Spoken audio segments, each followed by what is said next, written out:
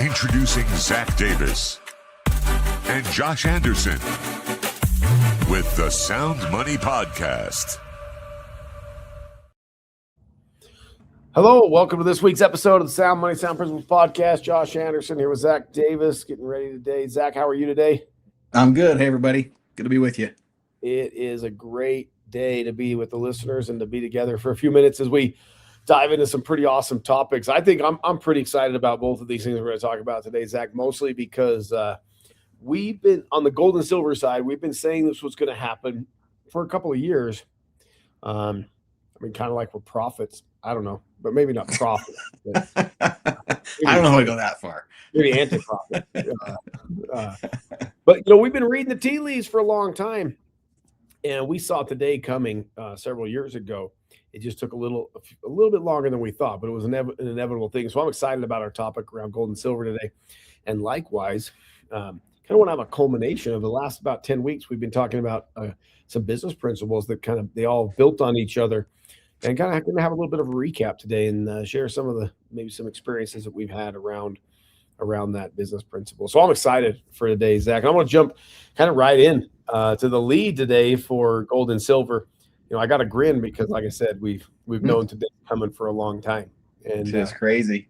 It's crazy. And so I just want to jump right in, right? Hey, if you've been listening to us for the last 5 years on different platforms, you know that we've said that gold was going to overtake treasuries one day as the reserve currency of the world. It was inevitable.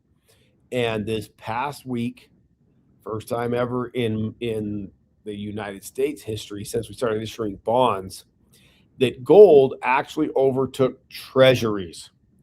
Now 27% of all global central bank reserves are in gold, not in treasuries. Up from 20% before. That's 850 tons bought just this year alone by central banks, surpassing the US Treasury for the first time, and now making the US Treasury, Zach, the number 2 reserve currency in the world, no longer the number 1 reserve currency. What are your thoughts about I mean, we've been saying this is going to happen for a long time. What are your thoughts around gold overtaking and surpassing U.S. Treasuries for the first time ever as reserve currency of central banks? History repeats itself.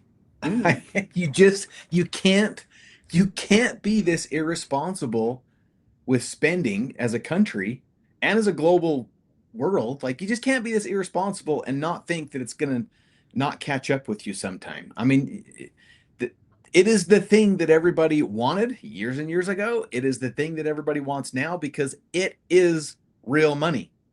And it's not, I mean, when you think about a U.S. Treasury, what is the U.S. Treasury? It's just debt. And all it is when you buy the treasuries, it's backed by the good faith of the government, right? Saying, hey, we're going to pay you, but man, look at the debt they're racking up. Nobody has faith in the U.S. Treasuries. Nobody has faith in any of the global currencies. That should scare a few people. That should absolutely scare people to death that treasuries, first time since Nixon took the world really off the gold standard, when he took the dollar off the gold standard, first time ever that gold has surpassed the treasuries in the reserve currency. And when central banks vote with their own dollars and say we're going to store our value in gold more than treasuries, it should, like you say, Zach, it should terrify the common man and woman who unfortunately is bought into this idea of storing their value in pensions, 401ks, retirement plans, mutual funds. All those things should be a little bit terrifying today with this new switch of gold becoming the number 1 backed asset in the world, overtaking treasuries. Like you say, we've known it's going to happen, but the reality is it hadn't happened. But now the central banks have changed that. And well, go ahead. And I think what's interesting about that is in the last year, you've even seen a slowdown of central banks buying gold because they've been liquidating, not at a faster rate that they've been buying, but they've also been liquidating, which has put some down pressure on the price, right? That's part of the reason why the price of gold has come down. But they're so broke that they're having to sell their gold to get cash to back the treasuries. That's a problem. Now, thank goodness they were smart enough previously to buy up all this gold, but it makes you wonder, how long can they keep the game going? Like, you have to have money to buy the gold. And if you're liquidating gold to back the treasuries, at some point that intersection crosses and you don't have the cash to buy the gold anymore. And now you're just having to liquidate. Yeah, and I mean, I've not seen this anywhere in the news, right? We have our investigators that work for SoundMoney that scour the world to see what's going on. They're not looking at what the media says.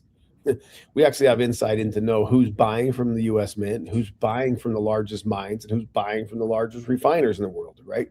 We've cultivated these relationships for a decade, and so we know where the metal is moving, right? And no one has talked about this, Zach. Everyone's talked about China. China's bought for 18 consecutive months. China's bought. Poland has decided, we've talked about this before, to by the end of July have 35% of their entire reserves in gold. Turkey has done a similar situation, right?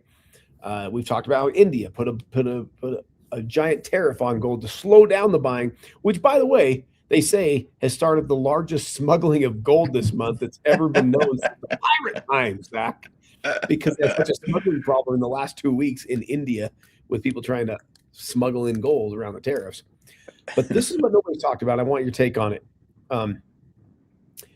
Stable coins, right? What are stable coins first, right? Stable coins are coins that are tethered. We usually call them tethers. They're tethered to something like the US dollar or the Chinese yen or the British pound, right? They're digital currency that are tied one-to-one to a currency. Okay, that's why it's a stable coin. Here's what's crazy. I have not seen this anywhere except for our research team, Zach, that Tether coins have bought up a ridiculous amount to the tune of 100 tons of gold since in 2026. So why, Zach, dive into this for a minute. Why are stable coins like USDT, right? Why are they buying 100 tons of gold right now? Which, by the way, they have now become the single biggest buyer of gold. They are buying even more than the central banks. So if look, I'm not going to die on the hill of cryptocurrencies are bad, right? Like there's a place for them, but you have to wonder, if crypto is so awesome, why are these stable coins and why is Tether buying up so much gold? Because again, they're doing the exact same thing that the US Treasury is doing, and they're doing the exact same thing these central banks are doing. They know there's a shift, they know there's a major spending problem, and what it tells you is they don't have confidence in the US Treasuries. Because if they're buying gold at a 1-to-1 ratio to back their stable, I mean, we call it a stable coin because it's supposedly not volatile, right? And it's tied to the US dollar. So if it's tied to the US dollar and it's so stable, why is Tether now the single largest purchaser of gold above the central banks? That tells you they don't have any confidence in the US dollar. Like, the writing is on the wall. Like, they don't have any confidence. They don't have any confidence. When we saw what Tether was doing, right? We compete against Tether for metal, right? So we know when we buy and we know when Tether buys. Like, we're in the space, right? When we started to see the amount of gold that they started to buy, we went, oh my goodness. A stable coin tied to the US dollar does not believe in the US dollar as a store of value to hedge against inflation. And they can't have inflation or they're going to get crushed, right? So they're buying up gold. Isn't it amazing? Your original comment, history repeats itself. We used to be on the gold standard. A bunch of idiot politicians trying to line their own pockets and to rip off the rest of the world and not pay their debts to places like France and China and all these others. Took us off the gold standard. humans by nature are going back to it through things like the stable coins, buying it in order to have the value, or places like us at SoundMoney going, hey, we're going to go to Sound.money. We're going to buy gold and silver, and we're going to store it in its physical form so that we have protection. We have real financial protection. And I just think it's amazing that governments and companies can try and do all they want to deceive the American people, to cheat the American people. But there's always some really wise people in our country who go, hey, I'm not doing that.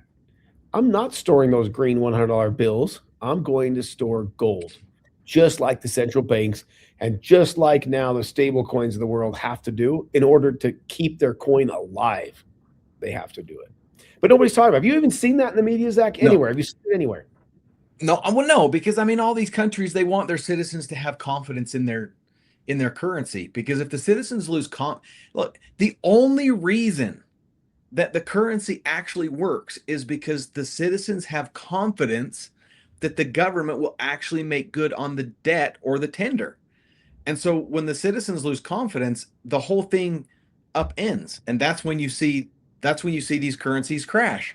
So all these countries are trying to tell their citizens, hey, our currency's good, the economy's great, everything's hunky-dory. But then when a country like India goes and puts a 15% tariff on any imported metal, what are they telling their citizens without telling their citizens? They're saying, we have a major problem, and we don't want you spending your money outside of the country on gold.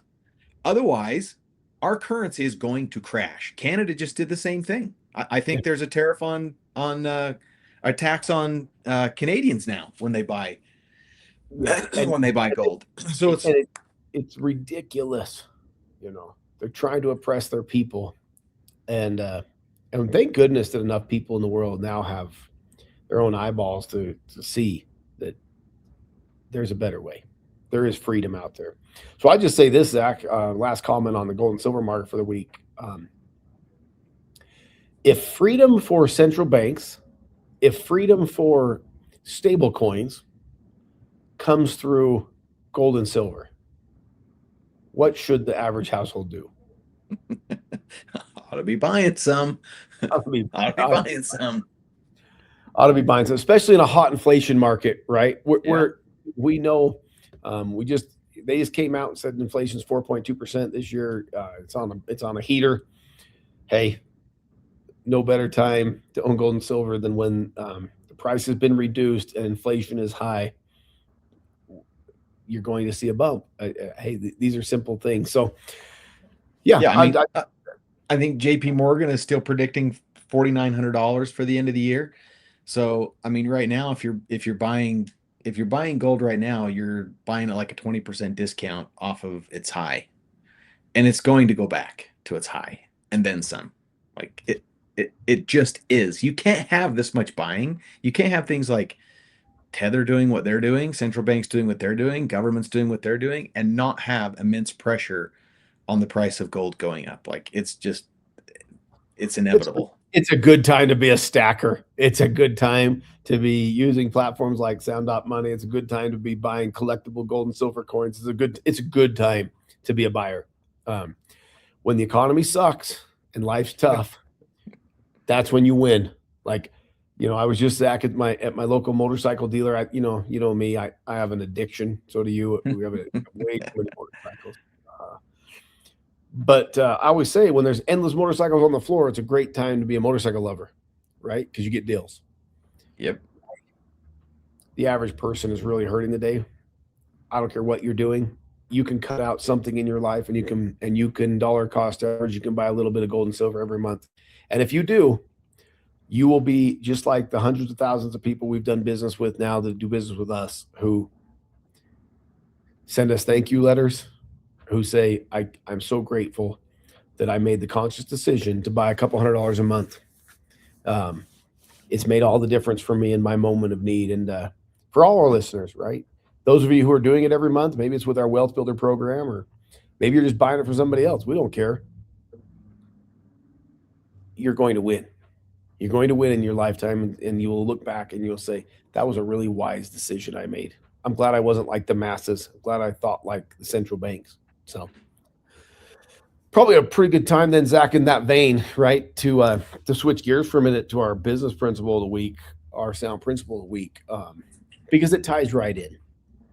At the end of the day, we've been talking about all the different ways that you can grow your business or ways that you can start a new business over the last about 10 weeks. We've shared a lot of our personal thoughts on that matter. But in that, it's probably worth taking a step back because at the end of the day, the only reason most entrepreneurs fall into one of two camps for me, Zach, not three or four. They fall into one of two. Number one, they're just a true believer in whatever it is they're trying to accomplish. These are typically more scientists, innovators, people that, chemists. These are, true believers, what I call them, who they're not really an entrepreneur yet, but they believe so much in their cause or their widget or their thing that they've discovered that they become an entrepreneur because the thing that they've done or discovered wins, and they have to figure out the business side. That's one segment of entrepreneurs. But the real one that happens more often than not is an entrepreneur who sets out to find freedom. Like that's as simple as it gets, right? Now, what is that freedom? That freedom might be from financial challenges. That freedom might be time. Freedom might be ability to work at 10 o'clock at night, but not at 8 in the morning, right? That freedom might be freedom to help their kids or coach their kids or to be, But most entrepreneurs, at the end of the day, you can boil it down. What they really, really, really are looking for is some sort of freedom. Would you agree with that statement or you disagree? No, whenever I talk to anybody that's wanting to start a business or they're looking for advice or they want to run an idea past me, when I ask them why, that usually is the answer. I'm just tired of the 8 to 5. I want more freedom. They want more free. And so at the end of the day, I want to jump in the Sound Money segment because that's what everybody's chasing. And I think we've spoken a lot to our listeners about how you can get there, right? How you can gain some freedom. I want to shift gears today, and some people may think this sounds crazy, but this is like really passion for you and I. Once you have some measure of success in the business venture that you're doing, what does it look like to actually own your freedom, right? Once you've got a little better financial independence, what does it mean to own your freedom? And what are some important tips that maybe we could give today, Zach, that for our listeners that are finding some success, for ones that haven't found it yet, but that will, or those that have found lots of it, what advice might you have or experiences might you have around what does it look like to own it and then preserve it or keep it moving forward, to own your freedom and continue to own it in the future? What does that look like for you? Well, I think the biggest thing is you have to decide, right? Everything that you do is a decision, and you're living the reality of the decisions that you made 5 years ago. And so if what you're living now is not what you really want, then you've got to make different decisions today so that you can have what you want in 5 years. And that takes discipline. That's probably one of the biggest things that you have to figure out as an entrepreneur is discipline, because nobody else is going to do it for you. Like nobody's going to call you and get you up in the morning. Nobody's going to tell you that you have to do these tasks. So there's a lot of things that can go undone. And so if you found a little bit of success and you're on your way, you really have to lean into it, and you have to build systems around it to help you be able to keep that. But you also have to have the discipline to make the hard decisions, to do the things that are going to give you what you want in the future. That's the biggest difference, I think, between people who are successful in their business endeavors and those who end up going back to a 9 to 5 or not being successful, is they just don't have the discipline to create the habits. Like one of the habits that you should create if you've found a little bit of that financial freedom is your spending. Like, the word budget. People are like, no, I'm a business owner because I don't want to be on a budget. I just want to have unlimited funds and do whatever I want. Well, great. If you're making a ton of money and you can do that, great. But for most people, you still need to have some discipline around what are you doing for the future? Like, will your business always be as good as it is right now? Will there always be a need for the widget you're selling or the service that you're providing? So are you having the discipline to take a percentage of your spending or the percentage of your earnings and putting it away for the long term or investments? So are you Are you figuring out where your money is going and watching the money coming in and going out so that you can maintain that freedom in the future? Because lots of people get into business, start businesses, they make a bunch of money, then they spend it all, and then pretty quick the business has problems. It needs an infusion of cash, and they either have to do one of two things. Either they got to go get a loan at a bank, and now guess what? You lost freedom. Or you have to go get a loan shark or a hard money lender, or you have to bring in a investor, a business partner, and then guess what? You've lost. You've lost that freedom, independence that you really wanted in the future. So I think the biggest thing is the discipline, and we just talked about it. Like whether it's gold or whether it's, I think it should be a little bit of gold. You should have a percentage of your portfolio and a percentage of whatever you're earning going into either gold or silver, but you should be disciplined enough to secure that future. And I would say this, Zach, it's a different world today. This isn't our grandpa's world, okay? In our grandfather's world, businesses lasted 40 or 50 years. Hey, I'm sorry. How many businesses do you know, Zach, that make it more than a decade anymore? We've talked about it, without dramatically changing what they do, how they do it. We talked before about Elon Musk and Tesla going to get rid of cars in the next 5 years. Like we've talked about Walkmans going away, right? Becoming digital. Like things change at a rapid speed. Okay. So if you're crushing it today and you're making a bunch of money, be disciplined, like Zach's saying, because it's going to change. It will go away. It will plateau or decrease. It's the evolution of all businesses today. And so like we have many friends who have hit a home run with one of their businesses and think it'll never end. And they totally change their lifestyle. And they change their lifestyle in a way that they're spending through debt vehicles or through purchasing, or where they put their money. They spend way more. They spend a whole bunch of money when they're making a bunch of money, but it's tied to instruments where when the sales decrease, they still have the obligations. And just as easy as it made them free, it crushes them. And we've seen this 100 times over. It's really sad to me. It's really sad. And so what we want to see from every entrepreneur that is winning, we want to see you continue to win. So don't dramatically change your lifestyle. Don't dramatically change it, right? Can you change the car you drive? Yeah. Can you change the house you live in? Yeah. But do it responsibly, preferably without debt to do that, so it doesn't crush you when the sales go away. Can you take better vacations? Yeah. But guess what? Do what Zach said. Be disciplined about where you put the excess so it can continue to take care of you in the future. Otherwise, success will destroy you. We recently had someone we know, Zack, individual had made a bunch of money a couple years ago. One of their 1 month successes was they made $1 million in a month, right? The individual said that was probably one of the greatest and single worst days of their life. And I know some of our listeners are saying, what are you talking about? They made $1 million in a month. How can that be one of the worst days in their life? Well, they didn't happen to use the funds appropriately for taxes. They didn't happen to buy the right instruments that avoided paying massive tax. When you make big money, you got to spend it in the right areas or the government will hammer you like you're the little tiny nail and they're the giant sledgehammer. And learn some hard lessons, right? And this is where, at the end of the day, make sure that you're being wise. Don't dramatically change your lifestyle just because you're really winning today, because it may change. Zach, we've been in the network marketing space a lot in our life. We're not in it right now, but we've been in it a lot in our life. How often have we been a part of assisting and making a millionaire? Maybe 1,000? I don't even know. 2,000? Yeah, lots. A lot. We've helped at least, I don't even know, several thousands in our last 25 years. Individuals make their first $1 million. How many of them, after making their first $1 million, go broke? Almost every one.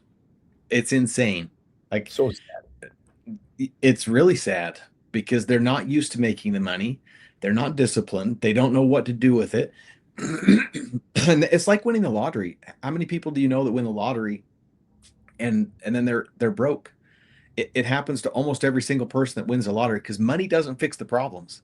So yeah, it happens a lot. It happens a lot. And what I've always noticed, right, is their second million they make, they're a lot better with. Right? Second million, much better. The first million, and we've told our stories on this podcast before. Zach and I both made way too much money at too young of age and lost it and got crushed, right? Government came in, IRS and state governments and you name it, right? Invested it in places that seemed like they were great because other people were doing it, and all it was a hoax, right? We just want our listeners, when you do win, discipline, Protect it. Protect it with gold and silver, protect it with real estate, protect it with oil, protect it where we've said, where the central banks, the governments, and the wealthiest people in the world protect it. Don't put it where it could actually hurt you and penalize you. And so, these are, and we thought about, hey, this is a principle that we really got to get out there because there's just too many people that get beat. They get beat by the system. The system's out to get you, and it will when you make a bunch of money if you don't take care of it. Zach, what are some common traps that people need to avoid in that, right? If somebody's made a bunch of money, or they're making, maybe they just doubled their income, right? It could be you got a new job. You went from $40,000 to $80,000 a year. You went from 80 to 160. You went from 150,000 to 300,000 because you kicked butt, right? What are some common traps that people need to avoid so that a lifestyle creep doesn't come in and chase them down and just mow them down? What are some areas that people lose discipline that you typically see? Well, you mentioned a couple of them. It's lifestyle, right? People start buying brand new vehicles, or they'll go upgrade their home, and now all of a sudden, they went from a $1,500 mortgage or $2,500 mortgage to a $5,000 mortgage or $10,000 mortgage. So the lifestyle piece is really big. Like, most people are really worried about looking rich rather than being rich. That shouldn't be your number one focus, is to look rich. And that's usually what gets people. The other trap is when you start increasing your earnings and your wealth, guess what else increases that you don't expect? Your tax liability, right? You go up in tax bracket. So one of the common traps that people find is all of a sudden they make a bunch of money and then they got this big tax bill, and now they can't pay their tax bill because they spent all the money on upgrading their lifestyle, not realizing that they were going to owe more taxes for the year because not only did they earn more money, but their tax bracket increased. So now they got to pay a higher percentage of taxes on the money that they earned. So you got to work the tax problem, right? You got to learn and work with your accountant to figure out what should you be spending your money on so that you can try to eliminate some of that tax spending. And then one of the other ones that I see a lot is when somebody makes a pretty significant amount of money or starts making really good money, it's like, I don't know how this works, but it's like they have this big red and blue flashing light on top of their head, and every single person that has a business idea finds them. and they want to deploy your capital somewhere out there in some business idea, and you have to be really careful where you go deploy that capital. I always talk about money as little soldiers, right? When you are making money and you want to start another business or invest in another business or somebody else's business, you're sending your dollars out like soldiers. And the idea is for them to capture everybody else's soldiers and bring them home. But all too often, someone who's making for the first time really good money, they get all these people coming to them and everything sounds really exciting. And you just hit it big. You just had this rush of excitement, and you see big dollars and you see the success. And so you look at lots of other businesses and go, oh, I can make that one win too. And you deploy that capital. And what happens? The soldiers don't bring other soldiers home. They go out and they get slaughtered. So you have to, again, protect the capital. Only, one thing I've learned is I will only invest in things now that I'm passionate about and that I'm physically willing to go to work at, because that's usually what happens is you usually end up having to jump in and save it or do the work to help it get going. So that's probably another big trap that I see that you really ought to be careful of is everybody else's ideas. We're just not passionate, or we're not passive. We don't believe in passive investing, very rarely, right? Mostly because the success rate of passive investing is so microscopic. It's not 1 in 10, it's not 1 in 20, it's not 1 in 100. Like, most passive investments in companies are extremely dangerous. If you're going to do those things, pick a company you love in the S&P 500 and buy stock. If you want to do that, believe enough in something as simple as dirt or gold or silver, that's a passive investment that can win. But if it's passively investing in a fencing company or a roofing company or in a soda shack, right? Unless you're willing to jump in and do the work, it's a good chance you're going to lose your money more often than not, right? You better be passionate about building fences. You better be dang passionate about building fences, right? It's just all like, and so, yeah, this is great advice, Zach. That's what I was hoping you'd kind of go to on these traps, right? The lifestyle trap, every business is a great investment. When you're winning, those are the things that are going to hit you the fastest. And typically you win when you put in lots of effort to something. That's just the reality. That's when you win. I just say this, Zach, in that vein too. Once you start finding some success in whatever it is, maybe you went from, you were making $3,000 a month and now you're making $6,000, right? That's success. That's massive success, right?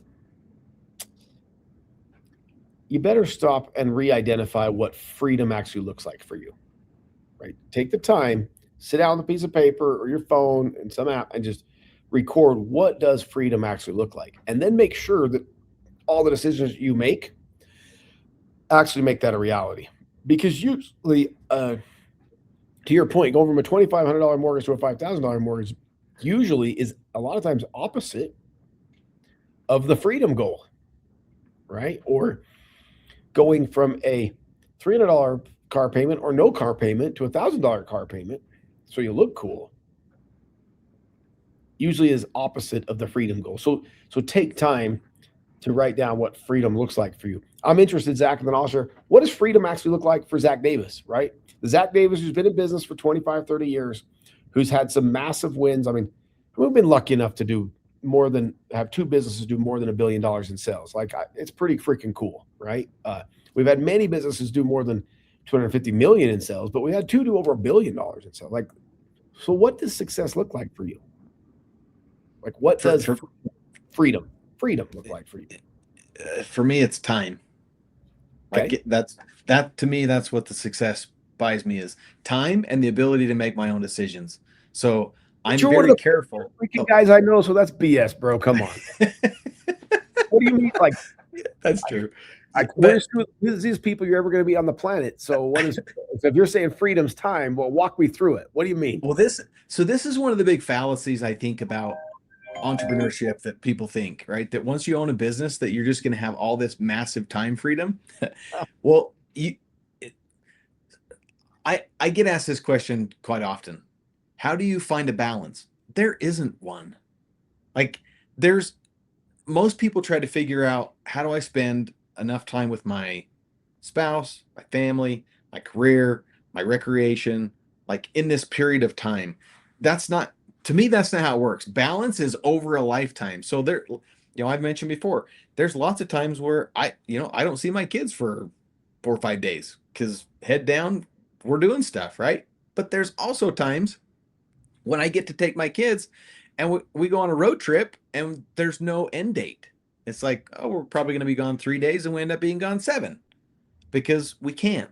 So that's the freedom for me that is worth doing all this, is you get to pick and choose when you want to work and when you want to have your freedom.